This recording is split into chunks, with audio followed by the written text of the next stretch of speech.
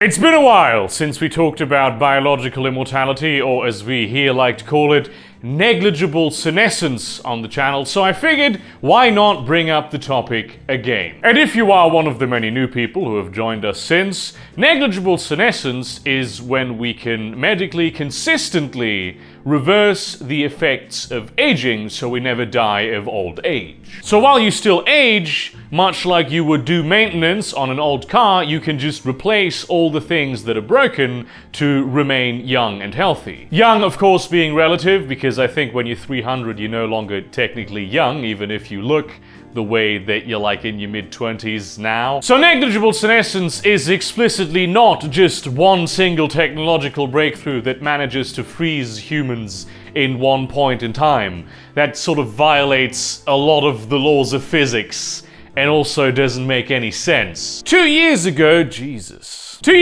I did a video called The 7 Keys to Immortality, wherein I went through the list of keystone technologies that we will need, things we will have to be able to do in order to achieve negligible senescence.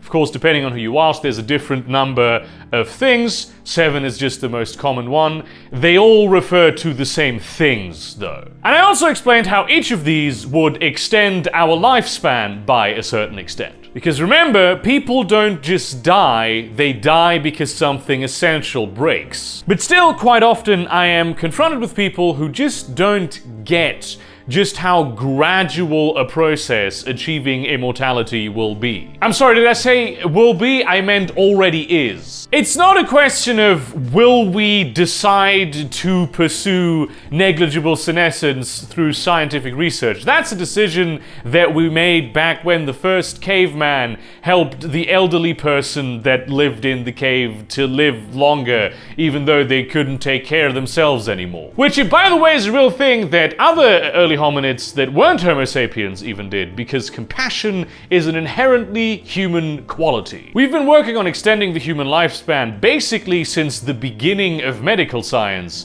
and we've made a lot of progress. You know, cancer treatments and the way that we're investing a whole lot of money in developing more and more of them? Well, turns out that's us working on negligible senescence. We have collectively decided that cancer is bad and needs to be fought both in the young and the old, where most cancer of course happens, because cancer is a disease of old age, a disease of senescence. It occurs because genetic information degrades over time and is rewritten in a wrong way, and then it misfires. And so we've developed an enormous range of symptomatic treatments and also treatments that address underlying causes. And it just so happens that curing cancer actually makes up several of the keys to immortality. And in terms of research knowledge, it is one that every single day opens a lot of doors. Nobody questions whether we should cure cancer. It's a no-brainer. Cancer bad, we should throw everything against it to fight it. So what makes you think that this is going to be different with any other aspect of senescence? Because remember,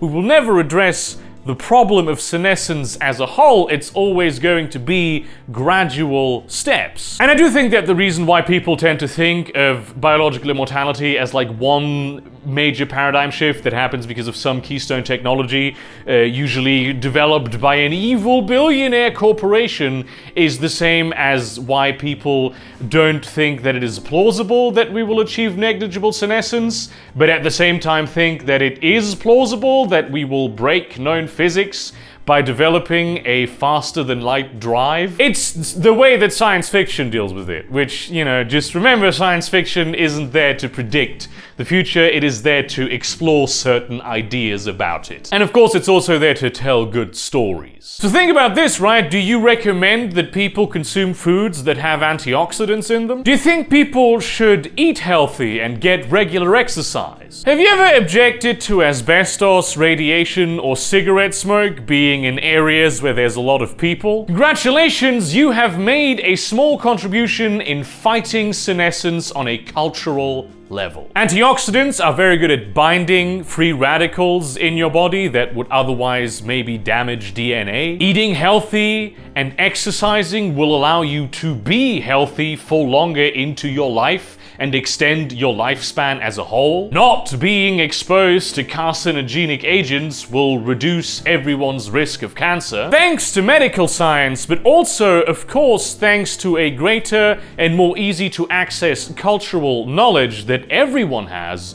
more people are living longer, healthier lives than even just 100 years ago. Just the way we do things has a huge impact on that. And this isn't just going off general life expectancy that has increased, because that data is of course skewed by child mortality and a lot of like infectious diseases, stuff that isn't necessarily related to senescence, that we have made huge strides in combating. Like, people used to live up to 90 in the Middle Ages also. It was just extremely rare that that would happen, because either they would die in childhood even, you know, children are quite vulnerable to a lot of different problems of disease that are not senescence related. Then you have all the various diseases that are also not senescence related that can kill you. Then back then you also had a whole lot more, death from trauma, by which I mean getting just your head cut off. And of course, ultimately, cancer, which existed back then also.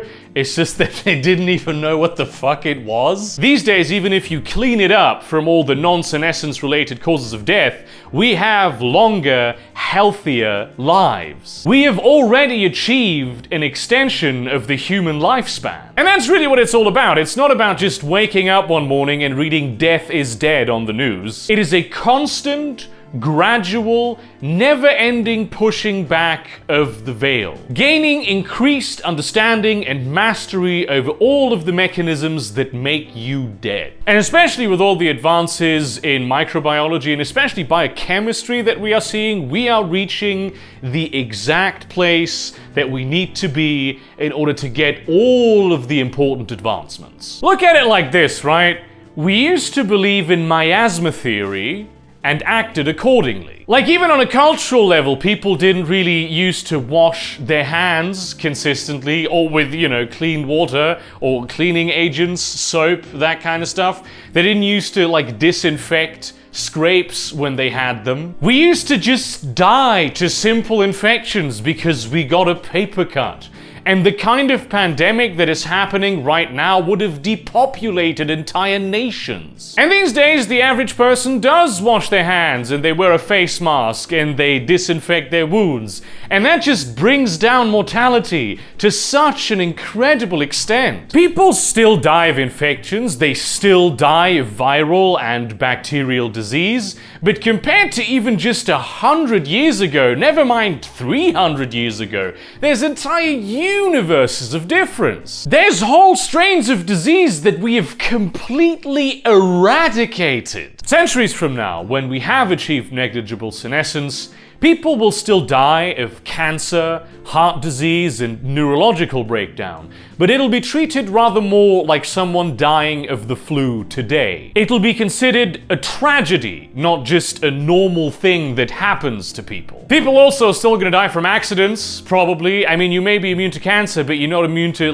trucks crashing into you at high speed. Although who knows what wild medical technologies they will have developed by then. Much like all the progress in this direction that has been achieved so far, it's not going to be one single massive paradigm shift that changes everything forever. It's going to be as it always is, a gradual change punctuated by powerful breakthroughs. And every single one of those bears the potential of giving you a much longer, healthier life. Take care of yourself, go with the times, and don't do meth. And remember, you are already on the slip and slide. Thank you very much for watching this video. Like, comment, subscribe, share this to your relevant communities, but do not spam them. Consider supporting me on Patreon or Subscribestar, buying some of my merchandise or my short story collection. And in that spirit, I wanted to do the live long and prosper thing from Star Trek, but I think that might be a bit too much. So just, live long and prosper. And see you around, cunts.